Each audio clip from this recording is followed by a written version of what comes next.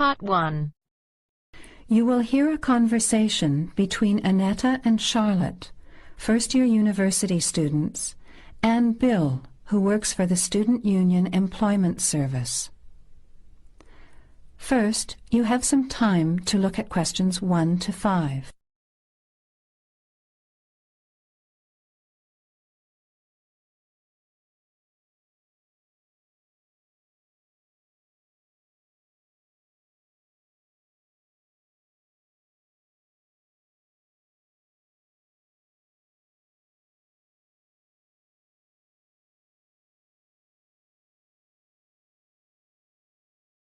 Hi Bill, this is my friend Charlotte.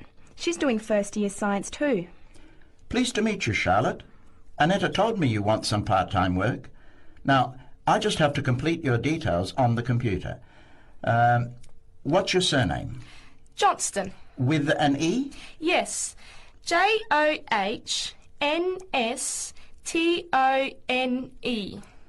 I know that you live in the Heathfield Street student residence, but I can't remember the street number there. It's 126. 126. Good. And the phone number? Well, actually, I never give people that number because sometimes nobody answers or they forget to pass on the messages. So, I bought a mobile phone yesterday, but I can't remember the number. I think it's 0414 847 748. I'll just check. No, sorry, not 748. It's 749. 0414 847 749? Yes, that's right. I must try and remember it. And what sort of work are you looking for? Well, anything really, I suppose, though it depends when it is. I'd rather work during the day, if that's possible. How many hours a week were you thinking of? Oh, I'm not sure. Maybe about 10. But I need to keep at least 2 days a week free for study. Do you have any work experience? Not much, though I used to help in my uncle's shop when I was at school. OK. Well, I'll put it in, but we don't usually get shop work. What about gardening? I'd rather not. Everything I touch dies. What other kinds of work are there? Well, there's a lot of demand for house cleaning, fast food preparation and kitchen work and pizza delivery if you've held a driving licence for 12 months. I'm not sure. Can I have a look at the vacancies while you talk to Annetta? Before the conversation continues, you have some time to look at questions 6 to 10.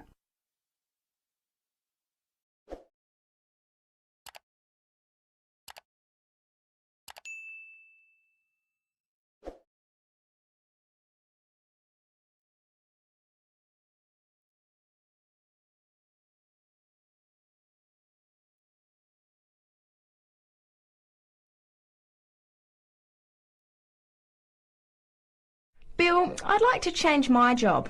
You're at the Hamburger Express on the High Street, aren't you? What's the problem? Well, I never know what hours I'm going to work. I start at 7 p.m. and I'm supposed to finish at 11 p.m, but sometimes they keep me until 2 or 3 a.m. Yes, that is a bit late if you have to make a 9 a.m. lecture the next day. And the other thing is the pay. They're supposed to pay me on Thursdays, but they never pay me on the correct day, often not until Friday or Saturday. A few weeks ago, I had to wait until Sunday. They said their son was sick, so they couldn't get to the bank, but they're always making excuses. Yes, that doesn't sound too good. Would you be interested in pizza delivery? You need to have a driving licence. Yes, I've got a licence, but I think I'd like to change from working in the evening. Are there any day jobs available? Well, as I told Charlotte, there are several cleaning and gardening vacancies. And this childcare job that just came in this morning, do you like children? Yes, I do, actually. What's the job? Let's have a look. Collect the boy aged 4 from kindergarten at 3 p.m. pick up the other two girls who are aged 6 and 9 from the primary school at 3:15. You take them home and look after them. The parents will be home by 7. That sounds quite good. What about the pay? It's the same as you're earning now, 4 hours a day, Monday to Friday, so 20 hours a week. You need to contact Mrs. Alicia Thompson. Her phone number is 91045629, and she lives in Springfield. I've never been to Springfield. I hope I don't get lost. Don't worry. It sounds quite straightforward. Let's have a look at the street directory. The Thompsons live here in Tulip Street, number 252. So you catch the 631 bus, get off here next to the post office in Daisy Terrace. Walk past the post office to the corner, and on the opposite corner is the kindergarten. Then walk down Daffodil Place and cross over to the primary school. Then keep going down Daffodil Place to the corner and turn right into Tulip Street. That is the end of part 1. You now have half a minute to check your answers.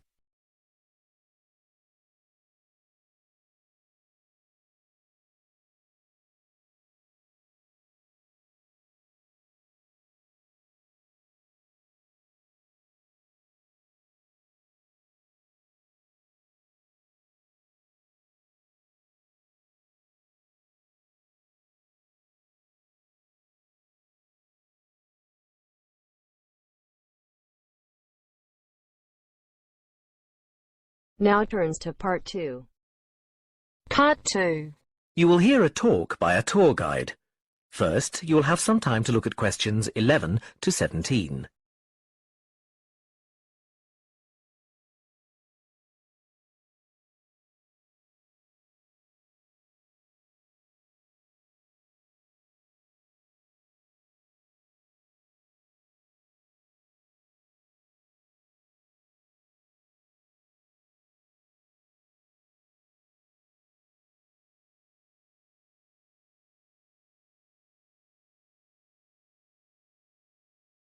Now listen carefully and answer questions 11 to 17. Welcome to San Fernando City Tours. I'm Mark, your tour guide. We have a lot to see in 3 hours, so make sure you're comfortable. We'll be traveling into the historical district first, and then into the town center. After that, it's out to the harbor, and we'll finish up at the lighthouse, just past the harbor. That will take us up to midday, and after that, you're free to do what you want. At the lighthouse, you'll have a chance to visit the tea room and take photographs of the magnificent coastline. Now, as we have only 3 hours, we won't be able to take you around the shopping district, but we think you'd prefer to look around the shops there in your own time anyway. San Fernando has some well-known tourist attractions, the lighthouse, for example, and the National Library. However, the little-known military museum is not to be missed. Be sure to visit before you leave. Now, there's a lot to do in San Fernando. Indeed, there really is something for everyone. For those who love the water, I can recommend a trip on the Seafarer, one of the most famous boats on the San Fernando River. It does an evening trip with a 3-course meal included. It's great fun for everyone, but especially for young people in their teens or 20s. After 9, there's a disco on the boat, and it gets really lively. Then there's a climbing wall near the town center. It's incredibly popular, with a large wall for expert climbers and a smaller wall for novices. There's a junior wall and a creche, so it's a great day out for those of you with kids. And if you like walking, there's some great walking tours. The City Sights tour is highly recommended, as is the walking tour by the coast. But that one's only for the fit, not really suitable for children or the elderly. For more mature people, or those less able to get around, I would suggest a tour around the vineyards. It can be done in the luxury of a coach, and it's a wonderful way to explore the region's wines. Before you hear the rest of the talk, you have some time to look at questions 18 to 20.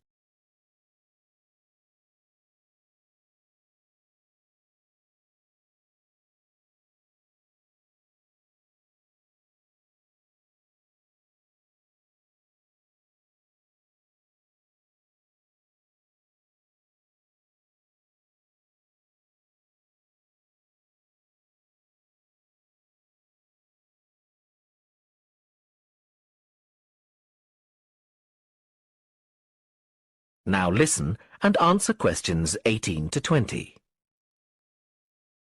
Naturally, there's a charge for all these attractions, but you can get 15% off if you have an Explorer Pass.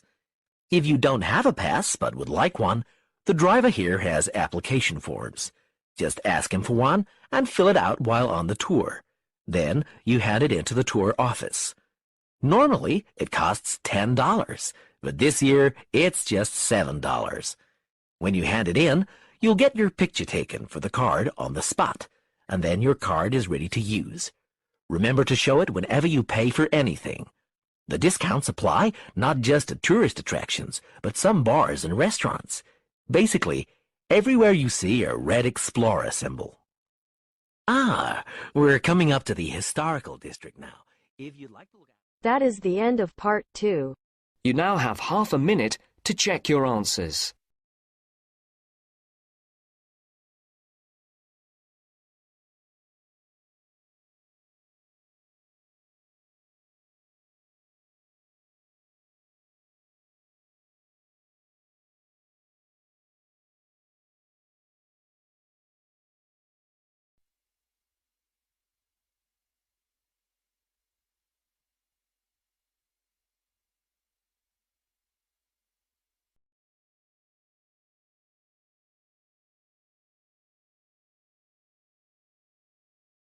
You will hear a student called Sandra talking to her Now tutor turns to part about a 3. draft proposal she has written for a competition.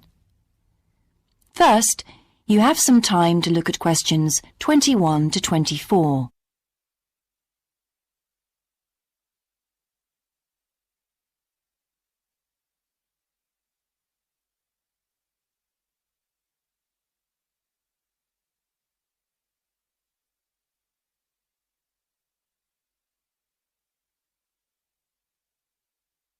Now listen carefully and answer questions 21 to 24.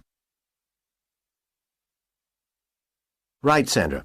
You wanted to see me to get some feedback on your group's proposal, the one you're submitting for the Geography Society field trip competition. Uh-huh. I've had a look through your proposal, and I think it's a really good choice.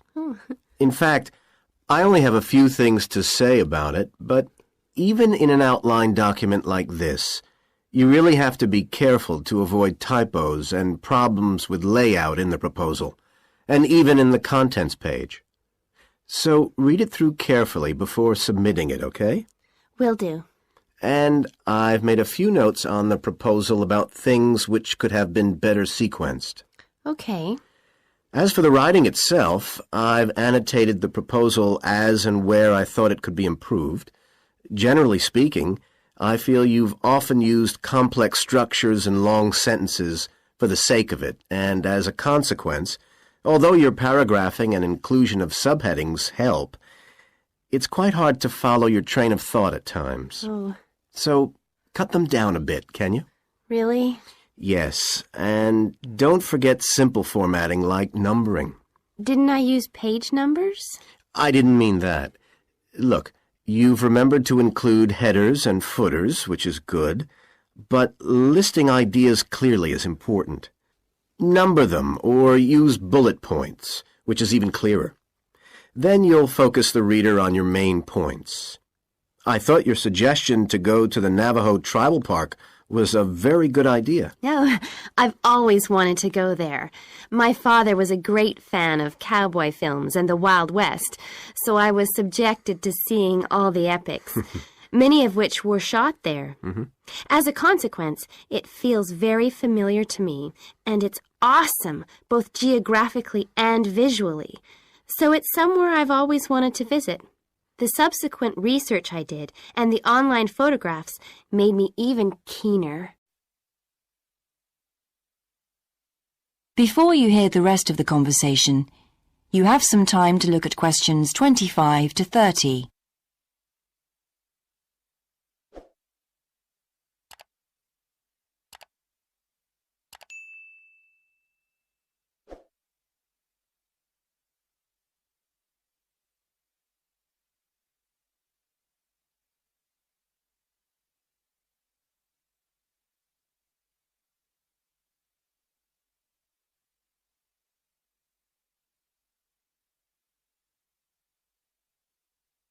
Now listen and answer questions 25 to 30. Interesting. Right, let's look at the content of your proposal now. Did you find it comprehensive enough? Well, yes and no. You've listed several different topics on your contents page, but I'm not sure they're all relevant. No? Well, I thought that from the perspective of a field trip, one thing I needed to focus on was the sandstone plateau and cliffs themselves. The way they tower up from the flat landscape is just amazing.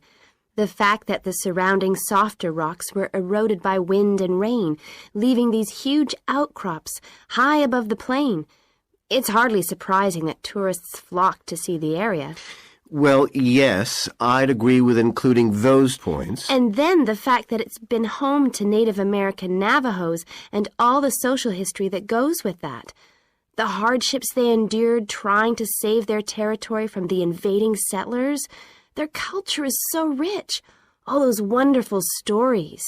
Well, I agree it's interesting, but it's not immediately relevant to your proposal, Sandra. So, at this stage, I suggest you focus on other considerations.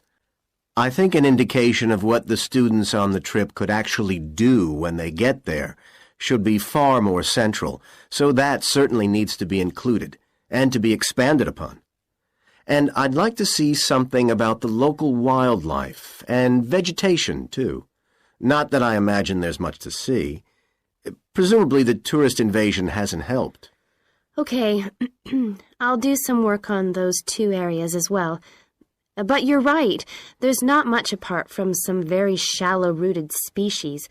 Although it's cold and snowy there in the winter, the earth is baked so hard in the summer sun that rainwater can't penetrate. So it's a case of flood or drought, really. So I understand. Now, before we look at everything in more detail, I've got a few factual questions for you. It would be a good idea to include the answers in your finished proposal, because they're missing from your draft. Fine. So you mentioned the monoliths and the spires, which was good. But what area does the tribal park cover? Do you know? 12,000 hectares, and the plain is at about 5,850 meters above sea level. Larger than I expected. Okay, where's the nearest accommodation? That's a practical detail that you haven't included. Have you done any research on that? Yes. There's nowhere to stay in the park itself, but there's an old trading post called Goulding quite near. All kinds of tours start from Goulding, too. What kind of tours? Well, the most popular are in four-wheel drive Jeeps, but I wouldn't recommend hiring those. I think the best way to appreciate the area would be to hire horses instead and trek around on those. Biking is not allowed, and it's impossible to drive around the area in private vehicles. The tracks are too rough. Okay. Lastly, what else is worth visiting there? There are several caves, but I haven't looked into any details. I'll find out about them. Okay, good. Now what I'd like to know is more about... That is the end of part 3. You now have half a minute to check your answers.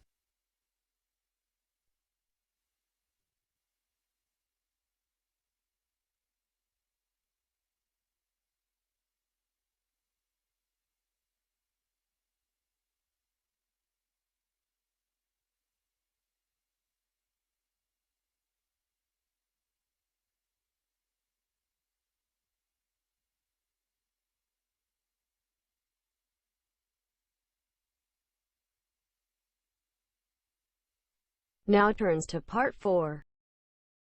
Part 4. You will hear a lecturer's introduction to a geography module. First, you have some time to look at questions 31 to 40.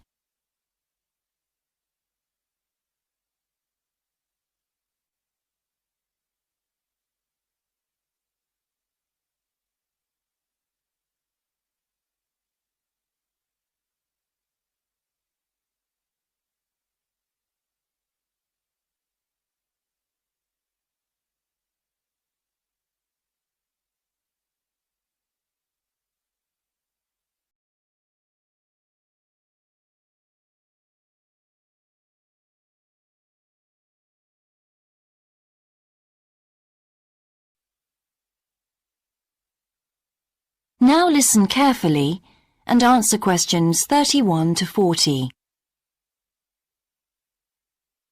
So, welcome to your introductory geography lecture. We'll begin with some basics. Firstly, what do we learn by studying geography? Well, we learn a great deal about all the processes that have affected and that continue to affect the Earth's surface. But we learn far more than that, because studying geography also informs us about the different kinds of relationships that develop between a particular environment and the people that live there. Okay, we like to think of geography as having two main branches. There's the study of the nature of our planet, its physical features, what it actually looks like, and then there's the study of the ways in which we choose to live and of the impact of those on our planet. Our current use of carbon fuels is a good example of that. But there are more specific study areas to consider too, and we'll be looking at each of these in turn throughout the semester. These include biophysical geography, by which I mean the study of the natural environment and all its living things. Then there's topography. That looks at the shapes of the land and oceans. There's the study of political geography, and social geography too, of course, which is the study of communities of people.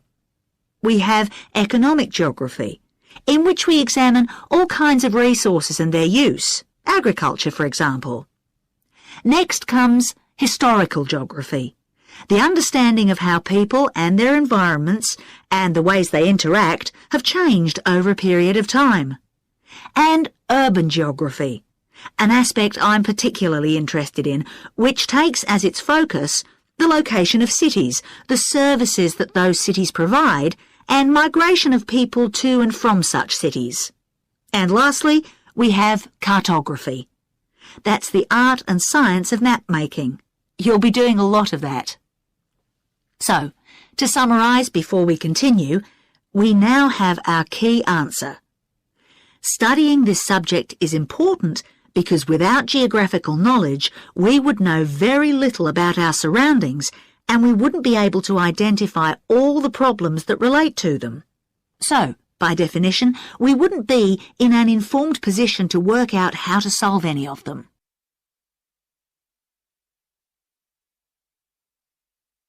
Okay, now for some practicalities. What do geographers actually do? Well, we collect data to begin with. You'll be doing a lot of that on your first field trip. How do we do this? There are several means. We might, for example, conduct a census, count a population in a given area perhaps. We also need images of the Earth's surface which we can produce by means of computer generation technology or with the help of satellite relays. We've come a very long way from the early exploration of the world by sailing ships, when geographers only had pens and paper at their disposal. After we've gathered our information, we must analyse it.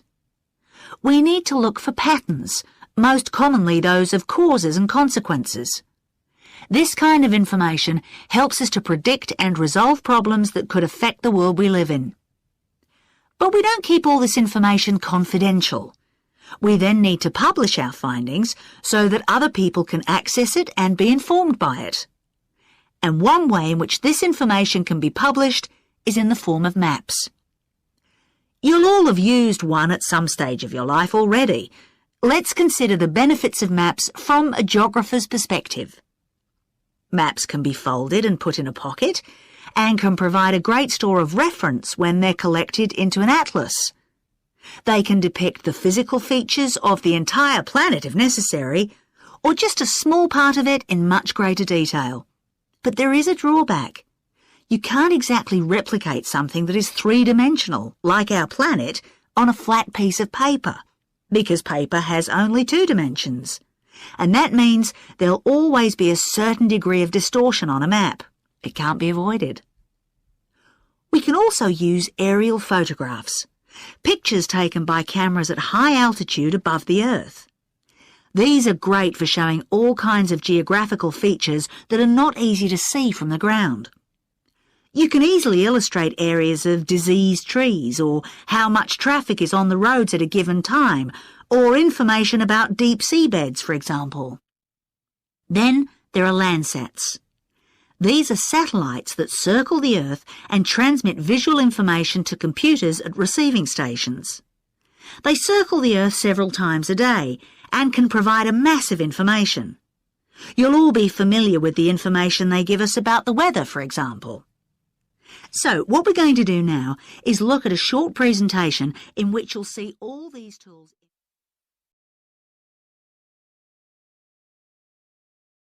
That is the end of part 4. You now have half a minute to check your answers.